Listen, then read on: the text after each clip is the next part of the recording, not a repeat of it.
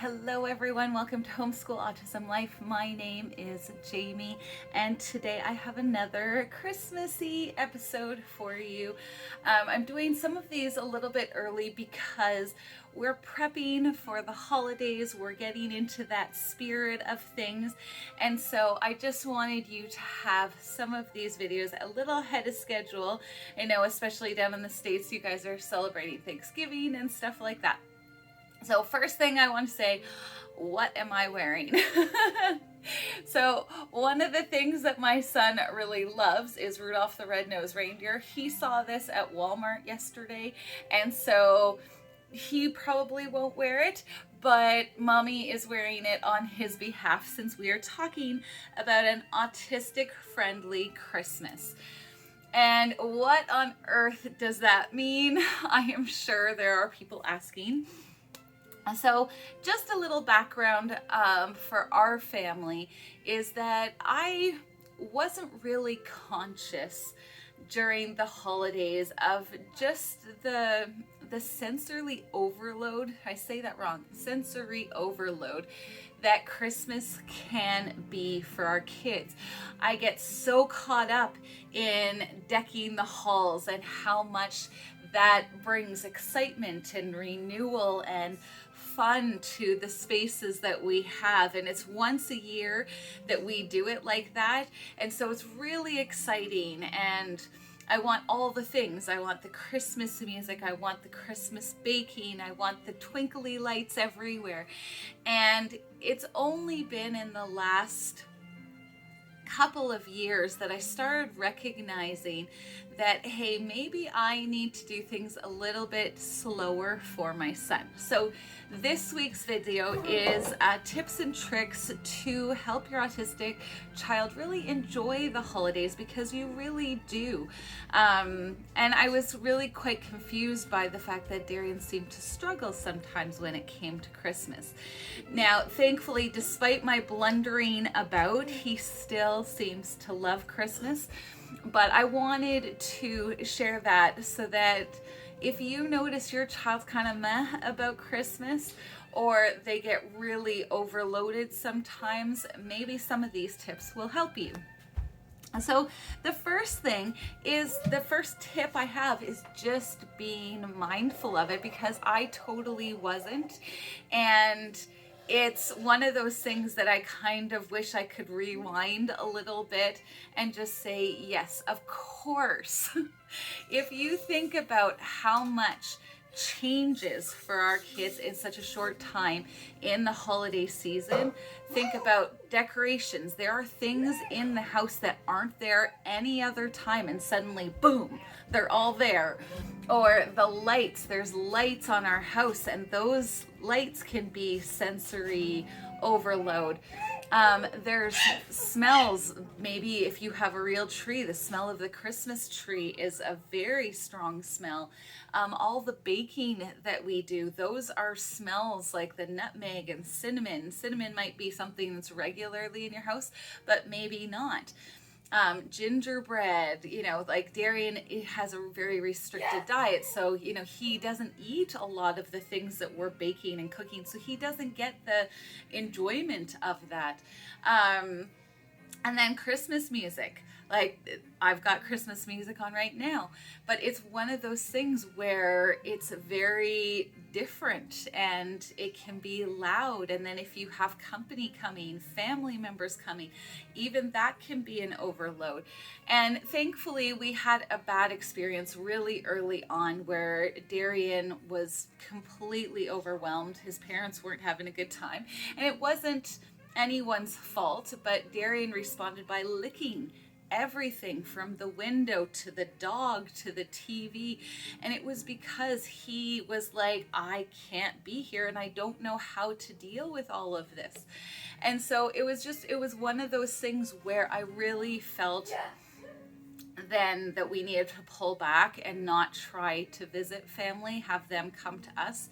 So that's just the number one thing. Just be mindful and aware that maybe too much too soon, like our family vacation, maybe we need to pull it back a little bit. So second tip I have is decorate slowly over weeks. And so one of the things that has become kind of a tradition in our house is when we have our first big snowfall, we pull out the Christmas tree. Now, some years that happens in September. And then other times, like this year, it's still not up because we haven't had a snowfall in November, which is very unusual for Alberta, Canada, but we haven't. And so that's one of those things where I just literally put up the tree. Just the tree. There's no lights, there's no decoration, but it allows for Darrion to get used to one new thing at a time, and slowly over time it allows for him not to just get bombarded with everything. My daughter's birthday is in December 1st, so the weekend after is usually when I decorate the tree. So that's another thing that we've done as a family tradition, because I really wanted my daughter's birthday not to be an afterthought of Christmas. I feel so, I'm like always amazed at those families that have a birthday on Christmas or the 23rd, and I'm like, how do you make it special when it's right there? But yeah, it's one of those things where I'm like, I've once decorated the tree with streamers and balloons, but it was just one of those things where I found if it's just one thing at a time, or one thing every 2-3 days, then it's a lot easier for him to assimilate it and not cause issues. Number 2, be aware of the number of new smells that are coming into your house. And then just, as you would with the decorations, add one new smell and watch and see if there's a reaction. Or is he doing awesome? Then maybe you can add another one. I think that there's layers upon layers of smells between baking and candles and, trees and all of that kind of stuff, that it can really be sensory overload really, really quick. Number 4, introduce Christmas music slowly. So again, this is one of the ones that I put on first because it's kind of a slow, jazzy Christmas, but there's no music, or no singing, excuse me, so it's not so overloading that you've got different singers, different voices.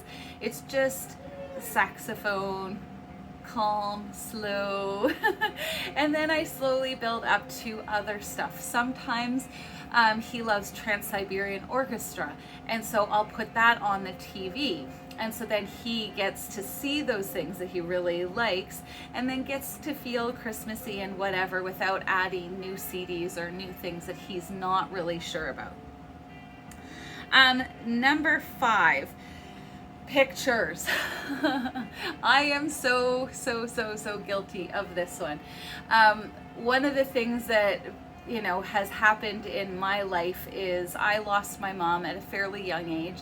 And so the pictures that I have are precious to me. There's something that's important. And so when I had my children, I have thousands of pictures of my children because of this.